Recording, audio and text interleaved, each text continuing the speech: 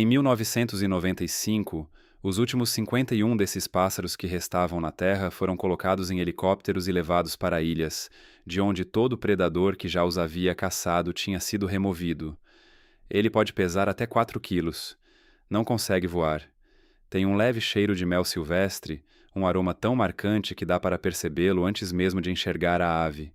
E por 60 milhões de anos, essa combinação de características não lhe custou nada, porque durante 60 milhões de anos, nada no solo da Nova Zelândia era capaz de farejá-lo, persegui-lo ou capturá-lo. Depois, isso quase custou tudo à espécie. Este é o kakapo, o papagaio mais pesado ainda vivo na Terra. E esta é a história do que aconteceu depois que conservacionistas lhe deram tudo o que acreditavam ser necessário para sua recuperação, só para ver a espécie se recusar, ponto por ponto, sistema por sistema, a se recuperar sob comando.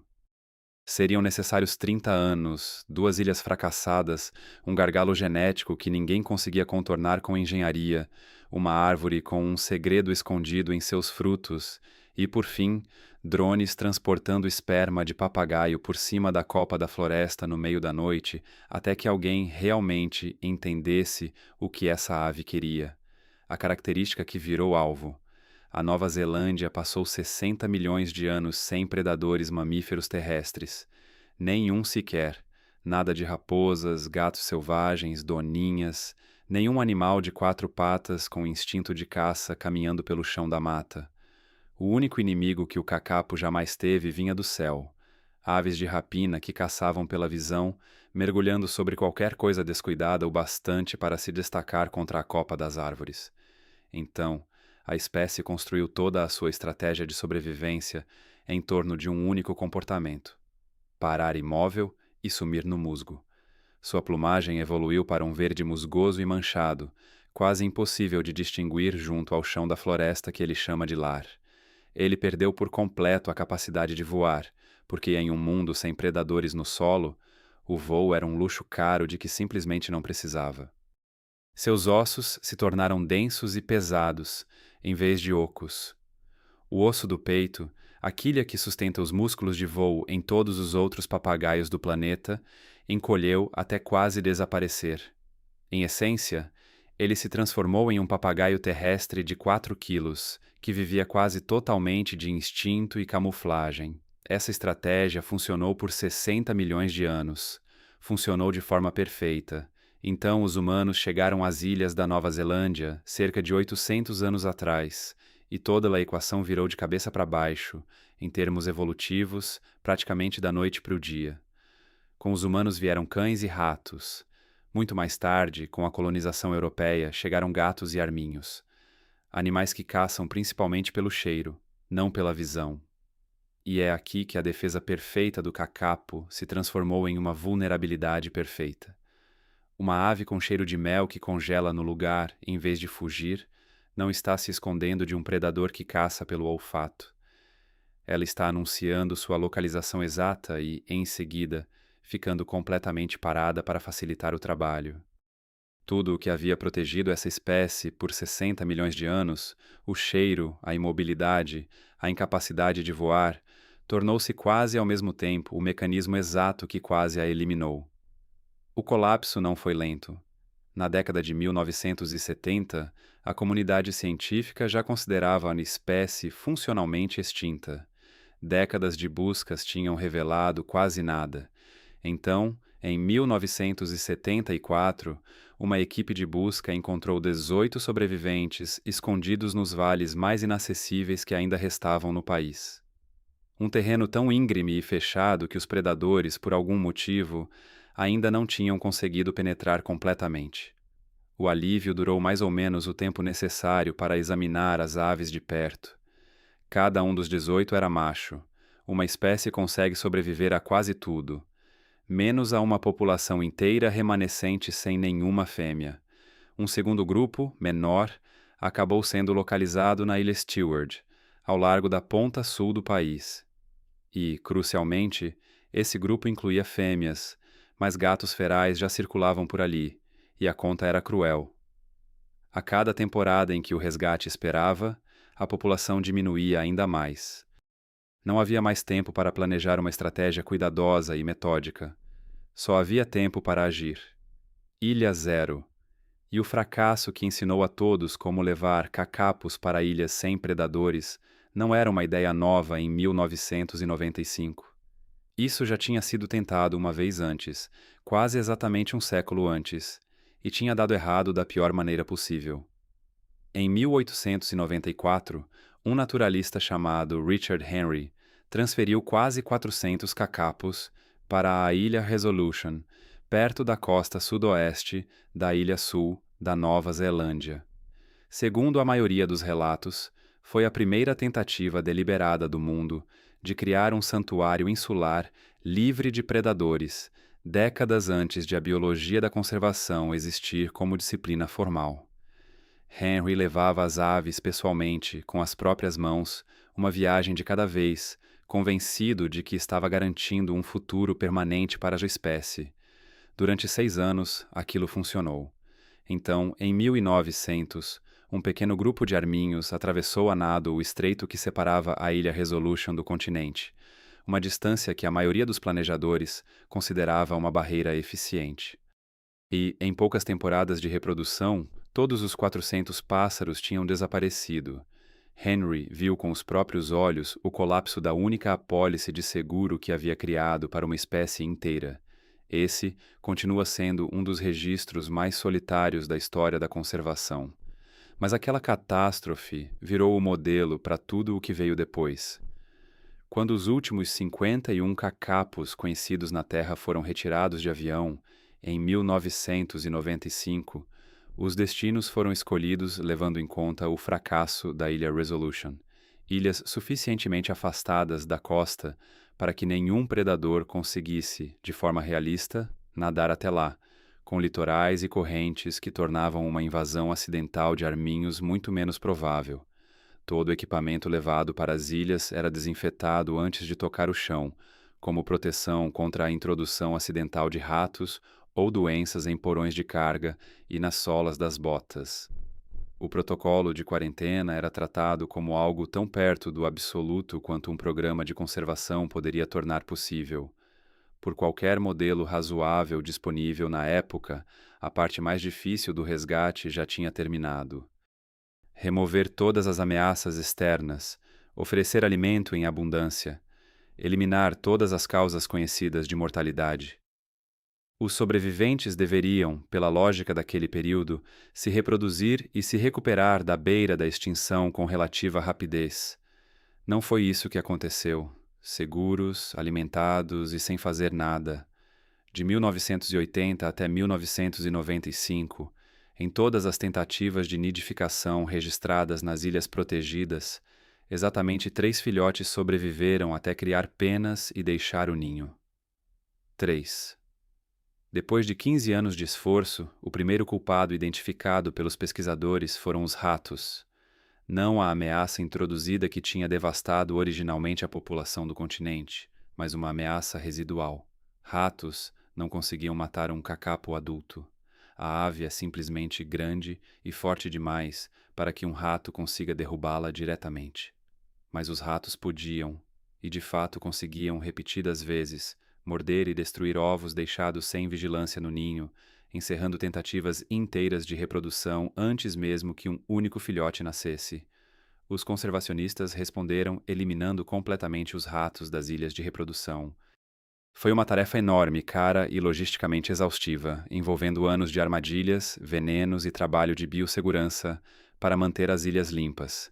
Eles reforçaram os ninhos restantes com proteção física que nenhum predador sobrevivente conseguiria, de maneira realista, atravessar. E quando todas as ameaças externas tinham sido de fato removidas, aconteceu algo ainda mais estranho. As aves simplesmente pararam de fazer ninhos. Elas não estavam doentes, não estavam desnutridas. Na verdade, se havia algo, era o contrário.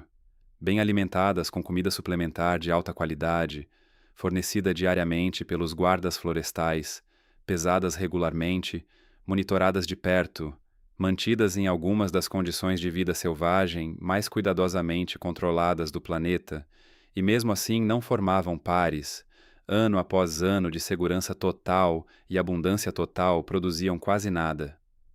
Era como se a espécie tivesse um interruptor escondido em algum lugar profundo de sua biologia, ao qual os pesquisadores simplesmente não tinham acesso, e nenhuma quantidade de proteção, alimento ou manejo cuidadoso vindo de fora conseguia alcançá-lo. Os guardas florestais tentaram praticamente tudo o que tinham à disposição naquela época.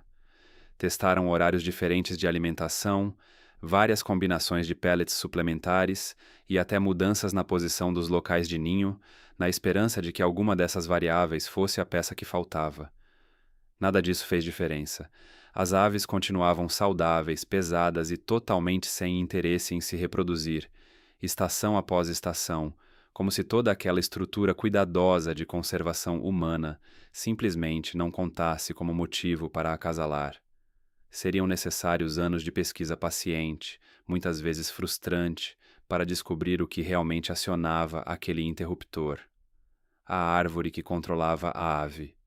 Quando a resposta finalmente apareceu, ela acabou sendo uma única espécie de árvore. O rimo é uma conífera nativa de crescimento lento, capaz de viver por até 500 anos, e não frutifica de maneira constante a cada estação como muitas árvores fazem. Em vez disso, só produz uma safra pesada e abundante de frutos uma vez a cada 2 a 6 anos, no que os ecologistas chamam de ano de masting, um padrão que, até um período relativamente recente, se mantinha com consistência impressionante. Com o tempo, os pesquisadores perceberam algo preciso demais para parecer simples coincidência. A nidificação dos cacapos em qualquer escala relevante só acontecia nos anos em que o rimu tinha uma grande frutificação. Em todos os outros anos, era como se houvesse uma pausa, não importando a quantidade de comida artificial disponível nos comedouros espalhados pelas ilhas. O motivo por trás disso mudou uma suposição que a comunidade científica sustentava havia muito tempo. A virada veio com um estudo de 2016, liderado pela pesquisadora em nutrição doutora Pamela von Hurst, da Universidade Massey, em parceria com o Departamento de Conservação. A equipe dela descobriu algo que quase ninguém havia pensado em testar. A análise dos frutos do rimo revelou uma concentração incomumente alta de cálcio, e mais especificamente de vitamina D3, um composto que os pesquisadores por muito tempo presumiram que só pudesse ser produzido por animais, sintetizado pela exposição da pele ou das penas à luz solar. Pela visão científica convencional da época, plantas simplesmente não fabricavam vitamina D3. O rimo fabricava. Isso passou a fazer ainda mais sentido quando os pesquisadores olharam para o próprio cacapo. Trata-se de uma ave noturna, incapaz de voar, que vive no chão da floresta e passa quase toda a existência protegida sob uma copa densa, com uma das menores exposições diretas ao sol que qualquer ave do planeta poderia ter. Pela lógica comum, uma espécie assim não deveria contar com um meio confiável de produzir a própria vitamina D, o que fez a descoberta de uma planta fornecendo essa substância diretamente pela alimentação parecer menos uma curiosidade e mais a metade perdida de uma equação que os cientistas nem sabiam que precisavam procurar. Para uma fêmea de cacapo, que incuba seus ovos completamente sozinha durante meses, sem receber ajuda de nenhum parceiro, numa espécie em que a única contribuição do macho para a parentalidade termina no instante em que o acasalamento acaba, essa dose de vitamina D3 funciona quase como uma trava biológica. Sem uma quantidade suficiente circulando em seu organismo, o corpo dela não produz o cálcio necessário para formar uma casca de ovo viável, por mais comida artificial rica em proteína que ela tenha consumido. Sem rimo, sem ninho. Não como uma preferência comportamental da qual as aves pudessem ser convencidas a abrir mão, mas como um limite fisiológico rígido, gravado na própria química da reprodução. Mais tarde, os pesquisadores notaram um detalhe ainda mais estranho. O fruto verde do rimo, consumido no começo da estação, parecia desencadear o próprio comportamento reprodutivo, quase como um sinal hormonal avisando as aves que a temporada estava no ponto. Já o fruto maduro, que surgia semanas depois, era uma exigência totalmente separada. o pacote nutricional real de que os filhotes precisavam depois de nascer. A árvore não estava apenas alimentando o cacapo. Ela também estava marcando o tempo deles. Isso explicava 15 anos de fracasso aparente por meio de um único mecanismo elegante. As aves não estavam sendo teimosas, estavam sendo exatas. A correção que piorou o problema e a tecnologia que veio depois. Em 2002, o rimo apareceu em verdadeira fartura na ilha Codfish, e pela primeira vez em muitos anos, parecia que uma recuperação de fato tinha virado possível. Os conservacionistas tomaram uma decisão que, naquele momento, parecia ser o passo mais lógico. Se o Rimu estava ajudando, por que não aumentar também a oferta de alimento suplementar? A ideia era dar às fêmeas mais saudáveis todas as vantagens possíveis, para que botassem o máximo de ovos. Pela lógica, mais comida deveria resultar em mais ovos, e mais ovos deveriam virar mais filhotes. Os filhotes nasceram, mas quando os pesquisadores verificaram o sexo deles, 70% eram machos. A população já sofria com uma falta crítica de fêmeas.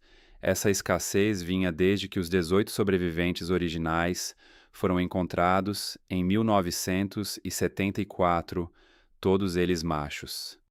Agora, a intervenção criada para acelerar a recuperação tinha empurrado esse desequilíbrio ainda mais na direção do colapso. O mecanismo por trás disso acabou sendo evolutivo e, de um jeito quase diabólico, elegante. Os cacapos machos ficam de 30 a 40% maiores que as fêmeas e precisam de muito mais energia para se desenvolver completamente dentro do ovo. Quando uma mãe percebe que há comida de verdade em abundância ao seu redor, o corpo dela inclina as chances para produzir o sexo maior e fisicamente mais competitivo. É uma estratégia que faz sentido na natureza, onde a fartura é rara, e um macho maior e mais forte tem mais possibilidade de transmitir seus genes, mas que vira um desastre numa população que já precisa desesperadamente de fêmeas.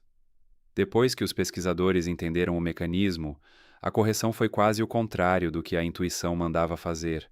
Era preciso diminuir o alimento suplementar, não a ponto de prejudicar a nidificação, mas exatamente abaixo do limite que acionava a resposta hormonal capaz de favorecer machos.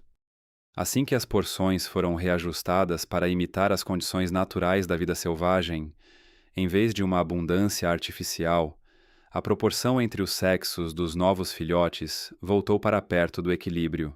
Só naquela temporada reprodutiva, a população aumentou quase 40%. A lição passou a orientar tudo o que veio depois. Essa espécie não podia simplesmente receber mais. Ela precisava receber exatamente aquilo que encontraria na natureza, nem a mais, nem a menos.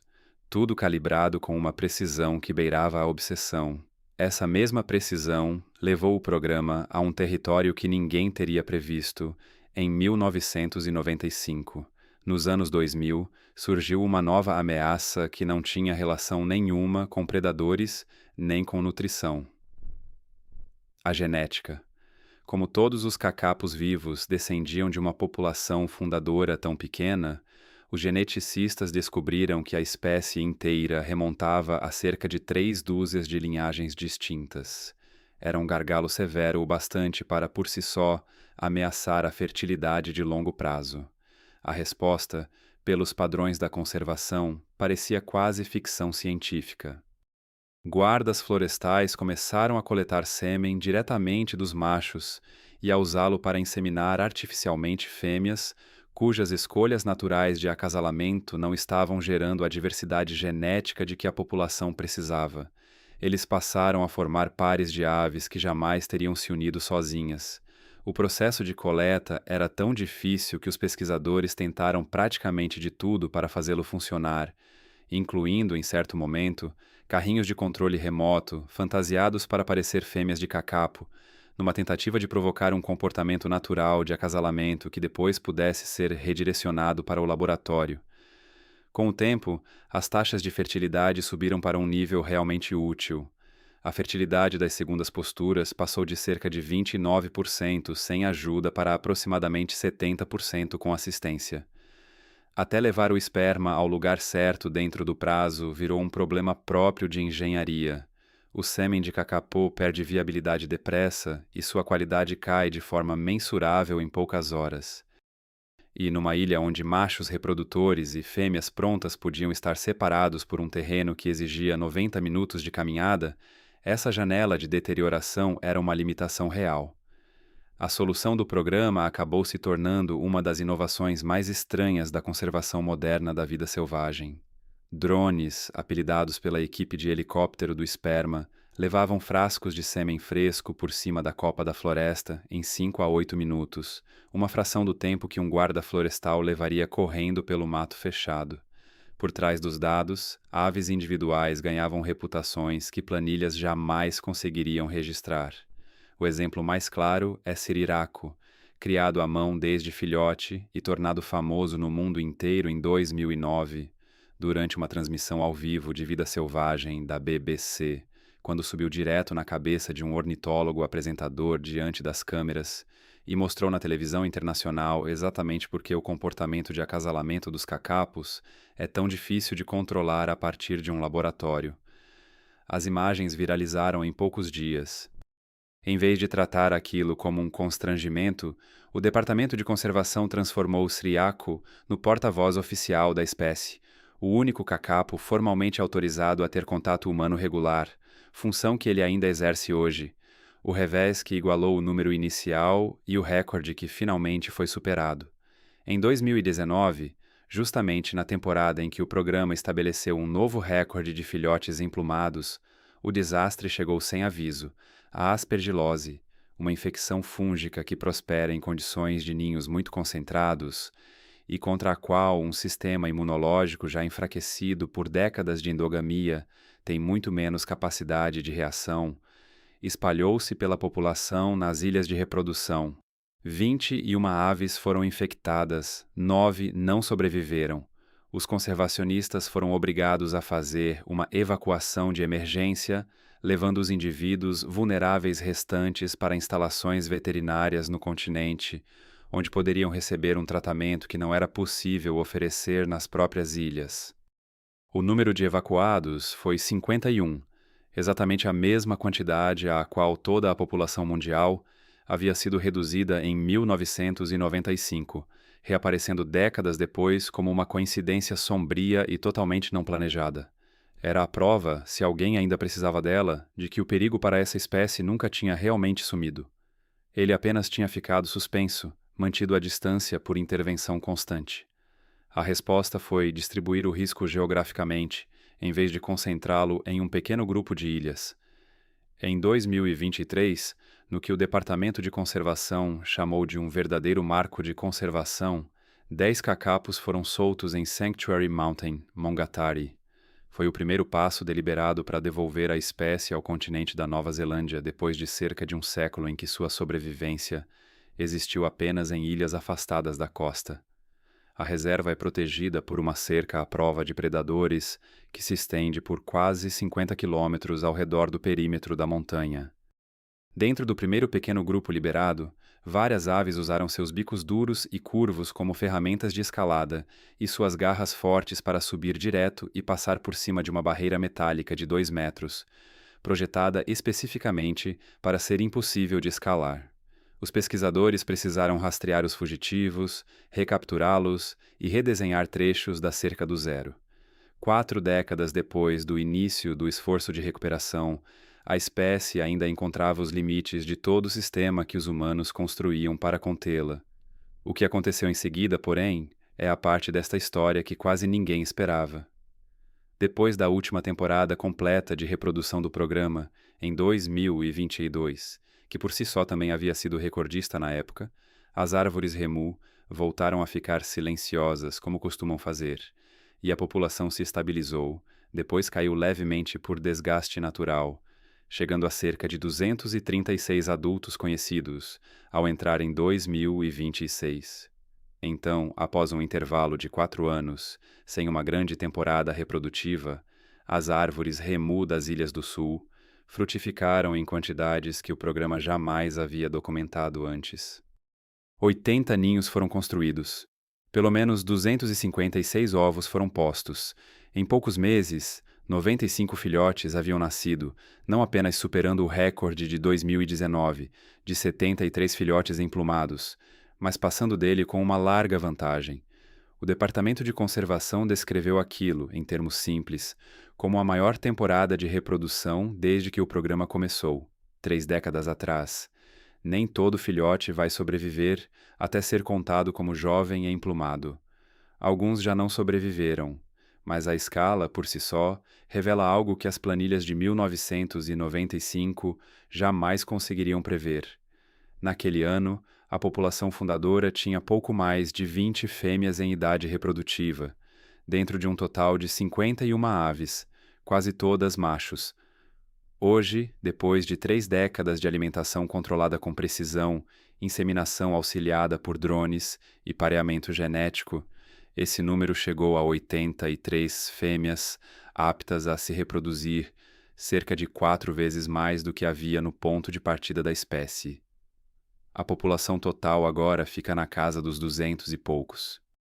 Cada ave tem nome próprio, é monitorada por transmissor inteligente e pesada com frequência, por guardas florestais que conhecem cada indivíduo no local. Cada avanço dessa recuperação só veio depois que, antes, a espécie recusou alguma coisa. Ela se recusou a procriar quando as ameaças foram eliminadas, mas as condições ainda não estavam biologicamente corretas. Música. Ela se recusou a fazer ninhos sem rimo, por mais que houvesse outros alimentos esperando nas estações de alimentação. Quando recebeu mais comida do que a natureza jamais teria oferecido, inclinou a proporção dos próprios filhotes para machos. Escalou diretamente uma cerca projetada justamente para ser impossível de escalar.